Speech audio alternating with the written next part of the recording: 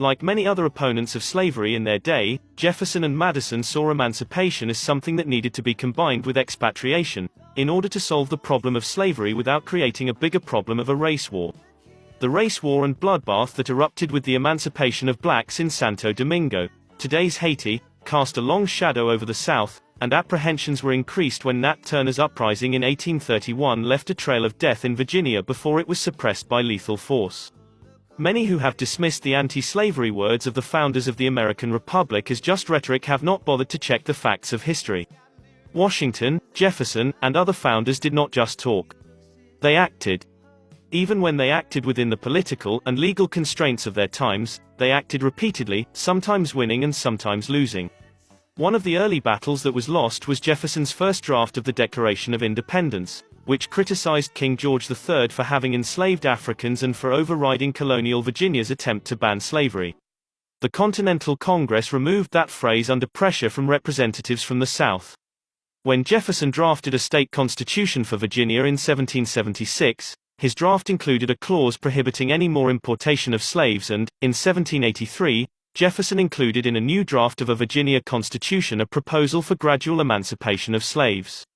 He was defeated in both these efforts.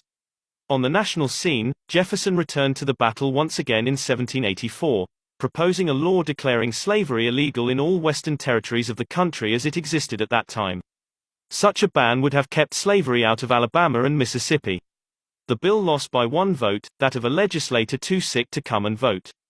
Afterwards, Jefferson said that the fate of millions unborn was hanging on the tongue of one man, and heaven was silent in that awful moment.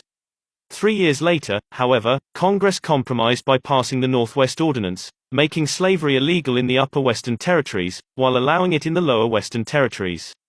Congress was later authorized to ban the African slave trade, and Jefferson, now president, urged that they use that authority to stop Americans from all further participation in those violations of human rights which has been so long continued on the unoffending inhabitants of Africa.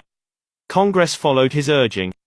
As a historian summarized the actions of these early leaders, if the Founding Fathers had done none of this, if slavery had continued in the North and expanded into the Northwest, if millions of Africans had been imported to strengthen slavery in the Deep South, to consolidate it in New York and Illinois, to spread it to Kansas, and to keep it in the border South, if no free black population had developed in Delaware and Maryland, if no apology for slavery had left Southerners on shaky moral grounds, if, in short, Jefferson and his contemporaries had lifted nary a finger, everything would have been different.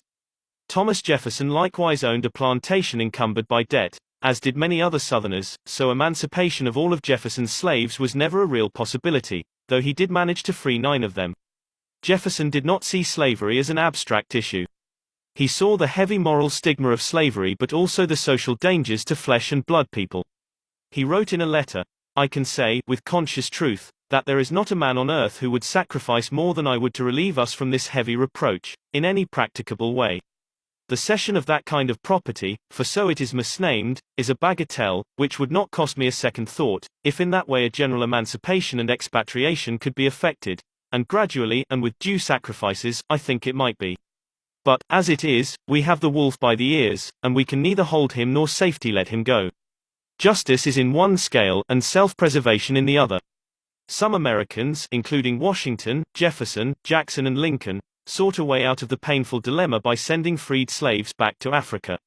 However, by the time this idea became widespread, most of the slaves in the United States had never seen Africa and neither had their grandparents.